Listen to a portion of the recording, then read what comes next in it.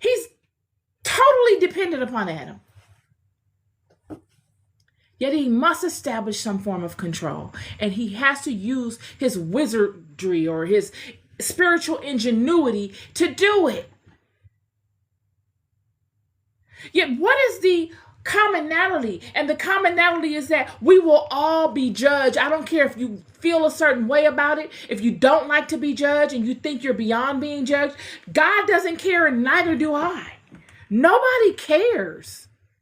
At the end of the day, the facts are we will all be judged.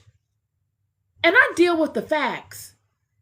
So why can't we get to a place that we can lessen the rebuke of the judgment? Because I'm here to tell you the judgment is hard, friend. This judgment, when you read it in the book of Revelation, which is basically the second book of Daniel, or when you look at what has already happened, when we look at the resets as it relates to even the flood or even the mud flood of Daniel's time, of Baruch's time, you don't want no part of this. God is saying, I don't respect people. He's talking to Baruch and he's showing some form of compassion to Baruch, but then he says, after he finishes, he says, go do what I told you to do. Like, I'm not here to give you a hug.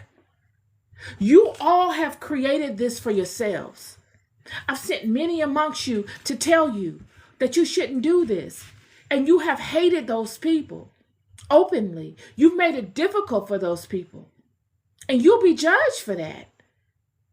You had 5 minutes of pleasure hurting someone that came to help you, but you're going to live an eternity suffering from it. And you don't believe that. That's why you do it. But I'm here to tell you that it's surely there for you. There is no other way.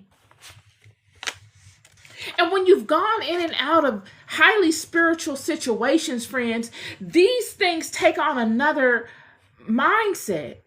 You don't have any doubt. Things begin to lock together and you say, okay, another level of seriousness comes upon you because of the level of exposure you've had to heightened levels of spiritual experiences. You know there is a God. You know that God's yoke is easy. You know that God is love. You know that God is compassionate. You also know the details of the enemies of God and what they're like. You see it in their children. There is no more fascination to it. And it's as if the children are enacting what the fallen ones are establishing for them to enact. But why are the fallen ones establishing it for them? Because they must keep a certain level of control out of fear. Because they're bound to the dust of Adam. The energy of Adam. They have to have it. Baruch